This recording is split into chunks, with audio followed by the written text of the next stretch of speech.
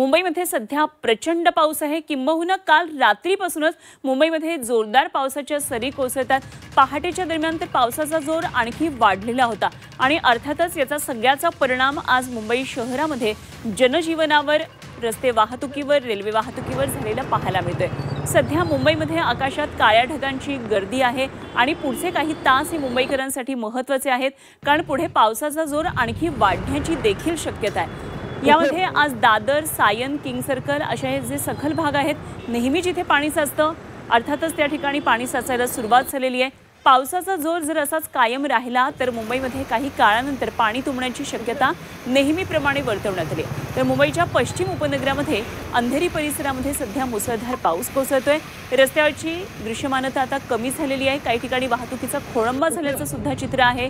अनेक ठिकाणी रस्ते पाण्याखाली गेलेले आहेत, वाहतुकीची कोंडी होतीये आणि काही ठिकाणी आता पाणी साचायला सुरुवात झाली आहे। एकंदरीतच मुंबईच्या जनजीवनावर आज सकाळीच नेमकं कसा हा सगळा परिणाम दिसून येतोय त्याची ही दृश्य आपल्याला पाच पाहायला मिळतात। किंग सर्कल सहकार भाग आहे, नेहमीप्रमाणे पाणी साचले। माटुंग्यामध्ये पाणी साचले। दादरमध्ये हिंदमाता भागामध्ये रस्त्यावर अशा प्रकारे पाणी साचले, जणू काही नदीचा प्रवाह वाहावा एवढ्या मोठ्या प्रमाणामध्ये पावसाचं हे पाणी वाहते। सायनमध्ये वाहतूक कोंडीचा सामना करावा लागतोय, कारण या भागामध्ये बशीसारखा आकार असल्यामुळे नेहमीच खरं तर पाणी साचतं, त्यामुळे वाहतुकीचा वेग या ठिकाणी मंदावतो। तर वरळीमधली सुद्धा ही दृश्य आपल्याला पाहायला मिळतात। एकंदरीतच मुंबईमध्ये पावसानं सध्या तरी हाल बेहाल झालेले आहेत, त्यामुळे मुंबईकरांचा आजचा दिवस पुढे कसा जाणार खरं तर एक मोठा प्रश्न आहे।